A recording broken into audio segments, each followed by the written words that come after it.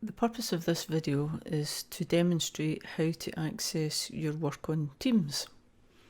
So you can see from my desktop that I have logged into my Glow account and I'm on my personal Launchpad. So I want you to click Microsoft Teams from here. And what should happen when the page loads, now it can sometimes take a minute or two for it to load depending on how many people are accessing Glow at the same time. What you'll see is all of your teams that you're a member of. So I'm using this one just now, S3 Computing Science. And it wants to take me through a kind of demonstration because it's the first time I've used it. So you can go through the demonstration if you wish, or click the X to close it. So when you are in your team, the layout of it is on the left hand side is your kind of main navigation, and on the right hand side is the content area. So you can see that we are in the general channel, and you can see the general channel down here. We've only got one channel at the moment. Posts is what automatically opens up. So when you log in, what I want you to do is click on this tab here which says Class Notebook. So here is the main front page, and what you have to do is just click on your name. So I'm clicking on this one because I'm just testing. And here we have the course planner. Now this will open up for you too, and what it says is you'll be expected to complete all learning activities for the week. And it's asking you to click on this button here, which is a navigation panel. So if you give it a click, you'll get your navigation panel. So you'll see your name here, and inside, you can click up and click down. Inside you'll see all of these are called sections. So when you hear me or see me writing to go to your CS section, this is the tab I'm talking about here. But we're in the course planner section just now, and so this is a kind of sub area, and you can see that there's 2 week pages with week 1 and week 2 and a main home page. So this is the home page, and it says just click on the navigation. So we've clicked it. Now we're at week 2, so let's click into week 2 and then click on the week 2 page to make it the fuller screen. So the navigation is still here, but you don't need to see the navigation while you're actually looking at the page. There is a scroll bar here that you can scroll down. So that's what I recommend you do at the beginning. Before you start reading it, just scroll down so that you can see everything that is on the page. So you can see down here at the bottom there's a resource section and there's a pupil checklist section. There's a homework section. There's a step-by-step instructions where I'm explaining to you the order that I would like you to do your homework in. And then in this teacher guidance section at the top, I will explain to you what it is you're doing and why you're doing it. And then the learning intentions, just to point out, this week it's 3 main learning intentions to focus on when you're working through this week's work. Now this is week 2, and it's telling you WB means week beginning, and it's the 8th of June. So you've got a full week to work your way through this. So let's see it. So the 3 main learning intentions are set up a Glow Launchpad, set up a OneDrive file structure, and an introduction to number systems. So the guidance is, this week your learning will involve setting up your personal Glow Launchpad and all of the tiles that are going to be necessary for your S3 studies of computing science. That is, you might want to add more for your other subjects. It's your choice. Once you know how to do it, you can personalise it as you wish.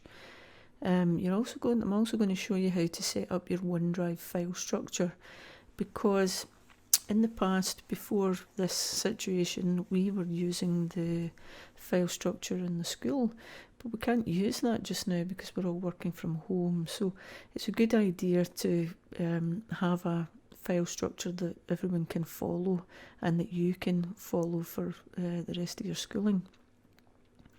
And finally, an introduction to number systems, because that's going to be the main focus for the next couple of weeks, is how a computer represents numbers, text and graphics. We'll have a look in depth at that before we move on to programming. Now, the step-by-step instructions are where you'll find your instructions on where to go to find what it is you have to do. So the first instruction says, go to the Glow Launchpad setup page in your CS section. Then the next instruction says, go to the OneDrive setup page in your CS section. And the third instruction is, go to the Introduction to Number Systems page in your CS section.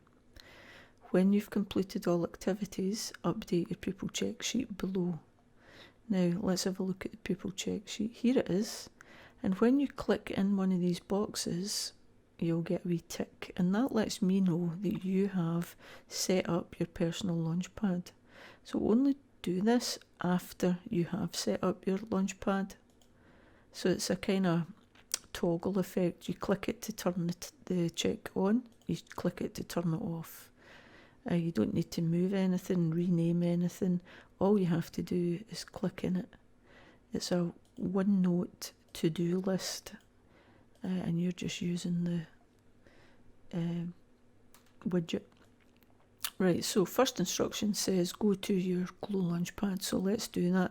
So we need to go back to the navigation, come down into your area and click in CS. When you click into the CS is short for computer system.